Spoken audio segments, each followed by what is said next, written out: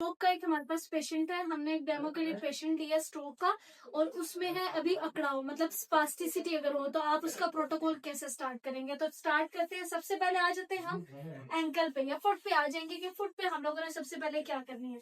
तो आप अंगूठे की मदद से आप एक एक की फ्लेक्शन एक्सटेंशन भी करवा सकते हैं, इस तरह अंदर बाहर वाली मूवमेंट, और आप इकट्ठा सारे फिंगर्स को पकड़कर अंदर बाहर करोगे। यहाँ से हम स्टार्ट करेंगे, ठीक है। उस टाइम में पेशेंट में बहुत ज्यादा अकड़ाव होता है, ठीक है, तो ये मूवमेंट करने में भी उसको अच्छी खासी पेन होगी, ठीक है। नेक्स्ट आ जाता है हमारे पास एंकल का। तो आप एंकल के लिए अपनी हैंड को इस पोजीशन में रखोगे और इस तरह आपने अपनी एल्बो से जोर लगाना अंदर की तरफ, ठीक है। स्ट्रेच देना होता है क्योंकि इसमें ना आपका ये जो टेंडन है, इसको बोलते हैं टी, एचिलिस टेंडन, ठीक है, ये टाइट हो जाता है। तो इसमें फिर क्या होता है कि पेशेंट जो होता है ना, टी टाइट होने की वजह से हील जो होती है वो रेस करके रखता है। अभी आपने जो कल पेशेंट देखा था उसमें भी क्या था, फिर जब आपका फुट ड्रॉप हो रहा है, ठीक है, तो आप क्या करोगे, वो फिर पेशेंट क्या करेगा, फुट को उठा नहीं सकता। उसमें भी हमने ये वाली मूवमेंट करवानी होती है, और उसमें जो हमारे मसल्स होते हैं ना, ये टिबियालिस एंटीरियर मसल हो गया, ठीक है, ये वीक हो जाता है, जिसकी वजह से फिर हमारे पास फुट ड्रॉप होता है, ठीक है। तो उसमें फिर क्या करेंगे, एक तो उसको देंगे एंकल फुट ऑर्थोसिस, एएफओ जो बोलते हैं, एएफओ देंगे ताकि उस पंजे को ऊपर की तरफ उठा के रखे। फिर उसके बाद उसको स्टैंडिंग करवाते हैं, एएफओ के साथ करवाते हैं, ठीक है। ये करवाने के बाद अच्छा, उसी तरह अगर तो पेशेंट मूव कर सकता है तो उसे कहेंगे कि आपने हील को रेस करके पीछे लेके जाना है और आगे की तरफ लेके आना है, ठीक है। अगर पेशेंट नहीं कर सकता तो आप बेशक उसकी 90 डिग्री पे हिप लेके जाओ, ठीक है। उसके बाद आप नी को बेंड करोगे इस तरह करके पीछे और आगे, इसमें आपकी हिप की भी मूवमेंट हो जाएगी और नी की भी मूवमेंट हो जाएगी 90 डिग्री पे, ठीक है। आप पेशेंट के ना एडक्टर्स बहुत ज्यादा टाइट होते हैं, ये अंदर वाले जो मसल्स है, ठीक है। इसके लिए आप क्या करोगे, अब ये करना बहुत मुश्किल होता है, यहाँ तक जाएगा नहीं जाएगा, ठीक है, इससे ज्यादा। तो आप इसको अपनी हिप पे सेटल करो ऐसे, टांग को इसकी बिल्कुल स्ट्रेट होनी चाहिए, घूमनी नहीं चाहिए, ये घुटने को आपने ऐसे पकड़ना है और फिर ये वाली मूवमेंट करनी है। ये जो आपके जितने भी अडक्टर्स है ना, उनका स्ट्रेच आ जाएगा, ठीक है। ये सारे स्ट्रेचेस की बात की है मैंने। अब आ जाते हैं कि हम इसकी स्ट्रेंथनिंग के लिए नीचे एसएलआर कर लेते हैं, उसके बाद हम स्ट्रेंथनिंग पे आएंगे। एक ये एसएलआर करवा दी, ठीक है, मसल जो टाइट है उसके लिए आप, ठीक है। इसके अलावा आप जो अडक्टर्स का एक और स्ट्रेच है जो सीपी के बच्चों में भी देखते हैं, फिगर 4 बनाया और नीचे के इसका भी टाइट, ठीक है। 10 सेकंड का होल्ड एंड ये करवा देते हैं, ठीक है। सीपी के बच्चों में ये बहुत ज्यादा टाइट होता है, ठीक है। फिर उसमें ये अच्छा, अब आ जाते हैं हम स्ट्रेंथ ट्रेनिंग की तरफ। समझो कि पेशेंट में क्या आगे थोड़ी सी मूवमेंट है तो उसको कहीं अंदर की तरफ जोर लगाए, ठीक है, आपने रेजिस्ट करना है, ठीक है। बाहर की तरफ जोर लगाओ, ये रेजिस्टेंस पे आ जाए, ठीक है। 10 सेकंड का वही होल्ड हमने किया और फिर हमने ये मूवमेंट करवा दी, ठीक है। अच्छा, उसके बाद पीछे लेके जाओ, आगे लेके आओ, ठीक है। ये वही मूवमेंट जो हमारे पास आ जाएगी, इसी तरह करेंगे हम। वेट कफ्स पहना के भी करवा सकते हैं स्ट्रेंथ ट्रेनिंग में, ठीक है।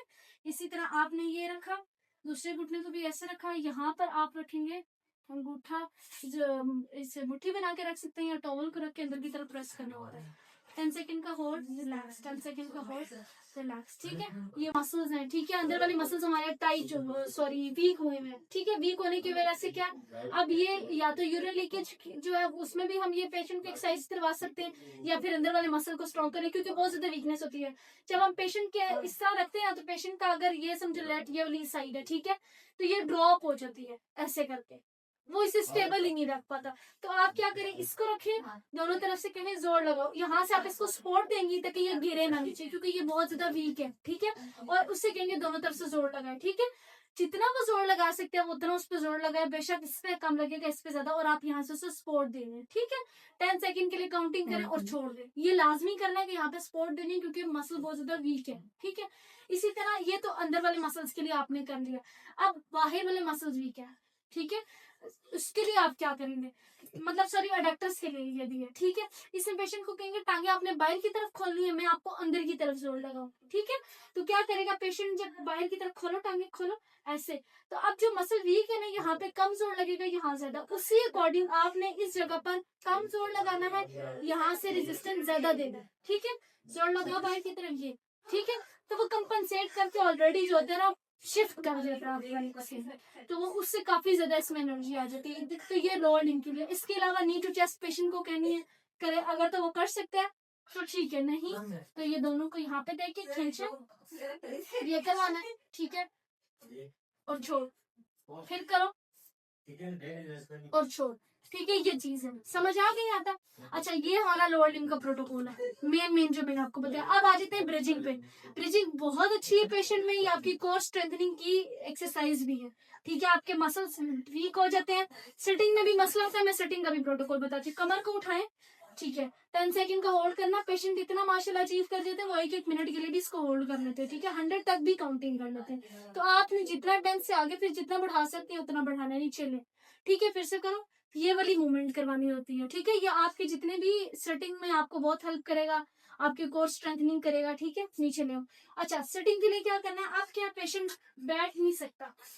ठीक है, अभी पहले तो ये चेक कर लेना कि उसका बिल्कुल शोल्डर ठीक है, क्योंकि शोल्डर सबलक्सेशन बहुत ज्यादा होता है। ठीक है, स्ट्रोक के पेशेंट में शोल्डर सबलक्सेशन बहुत ज्यादा हो जाता है, तो उससे फिर आपने शोल्डर का क्या करना होता है, शोल्डर को स्टेबल करना, सपोर्ट करना।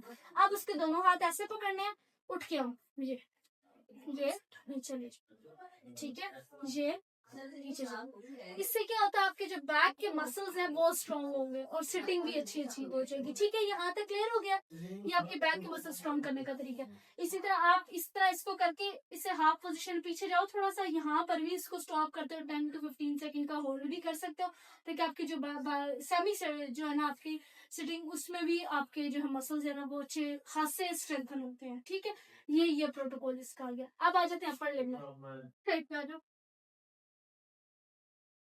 सर, यहाँ रख लो। आपने एक मसल पढ़ा था वो यहाँ पे, कौन सा मसल है वो,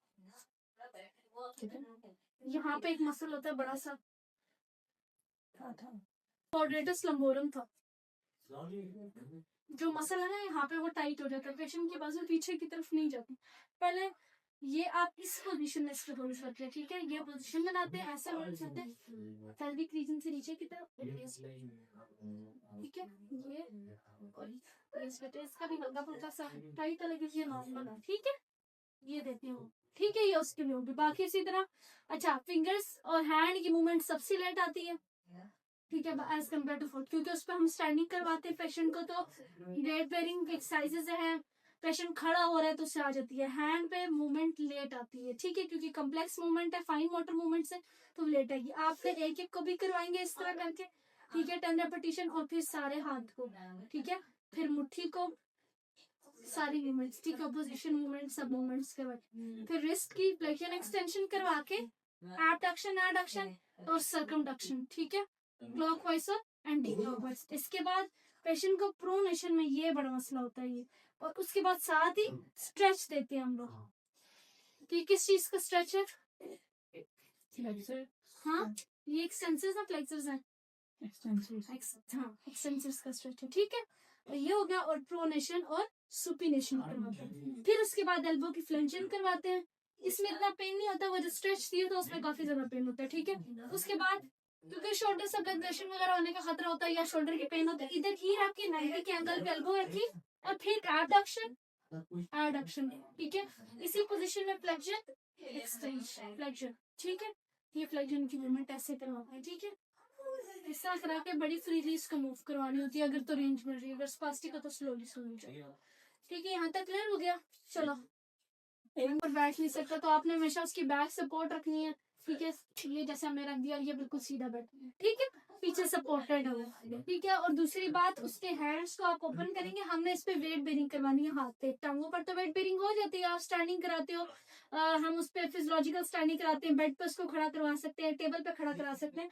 हैंड के लिए आपने इस तरह मूवमेंट करनी है, और इसको कहना है कि अपना वेट शिफ्ट करो, इस हाथ पे एल्बो बेंड नहीं होनी चाहिए। ठीक है, इसी तरह दूसरे भी। ठीक है, ये करवानी होती है इसका मूवमेंट। ठीक है, फिर से करें, ये, और दूसरी साइड पे ये। इससे क्या होता है, हाथ के मसल्स पे जितना ज्यादा वेट पड़ेगा उतनी ब्लड सर्कुलेशन होती है, साथ मसल्स की स्ट्रेचिंग हो रही होती है, तो इससे काफी हद तक मूवमेंट आती है। अच्छा, उसके बाद क्या होता है, शोल्डर वीरन ड्रॉप हो जाता है एक साइड में। तो जिस साइड का स्ट्रोक है, लेट्स सपोज इस साइड का स्ट्रोक है, तो आप कहें कि इसको यहाँ पे हैंड बैग थोड़ी देर के लिए पहना, वो क्या करेगा, ऑटोमेटिकली शोल्डर के मसल्स को अप कर लेगा, शोल्डर को अप कर लेगा, तो उससे मसल भी एक्टिव होंगे। ठीक है, उसके अगेंस्ट काम करेंगे। इसमें ये करवा सकते हैं, रीचिंग करवा सकते हैं। अच्छा, ये ट्रंक की बात, अब जब थोड़ी बहुत स्टेबिलिटी आ गई है, पेशेंट बैठ सकता है। स्पाइनल कॉर्ड इंजरी में भी करवा सकते हैं, इसमें भी करवा सकते हैं। हाथ लगाए मेरे हाथ को, ये ठीक है, डिफरेंट एंगल से, फिर ये इधर करें, ये इधर करें, ये ठीक है। तो पेशेंट जब रीच करके पीछे की तरफ जा रहा है तो ग्रेविटी भी इफेक्ट कर रही है, इससे मसल की भी स्ट्रेंथनिंग होती है, ये भी प्रोटोकॉल में शामिल है। जब ये तब करवाना है जब पेशेंट की सिटिंग आ जाए, ठीक है, उसके बाद ये चीज करवानी होती है। फिर इसी तरह आप जो है इधर पेशेंट को कहेंगे टांगे खड़ी करें, फिर उसके बाद ऐसे ऐसे इसको स्टैंडिंग करवाएंगे, स्टैंडिंग फिर वॉकर में भी करवा सकते हैं, और फिर उसके बाद आपने इसको वॉकिंग करवाना, ठीक है। वॉकिंग के डिफरेंट पैटर्न्स होते हैं, फिर हम नेक्स्ट में